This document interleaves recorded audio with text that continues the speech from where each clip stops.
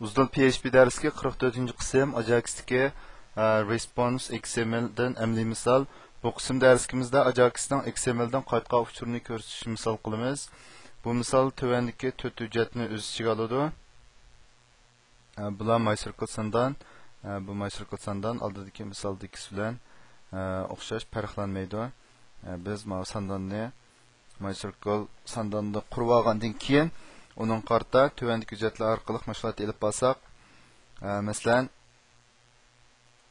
bu yerdəki response XML HTML da bu bir JS hüccətini bunun singdirib, ondan keyin bu tartılma tizimlik orqali buningki uçur jadvalda münasibətli uçurni tanlash deganni tanlasak, ondan keyin bu JS hüccətində münasibətli obyektlarni qo'zg'atib, ondan keyin PHP hüccətində şunun münasibətli ko'rsatilgan uçurlarninki qismini ko'rsatish holatini belgilab, mushkul eng oxirida mushu XMLdan qaytqa uchurini ko'rsatish misolini ishga oshirdik.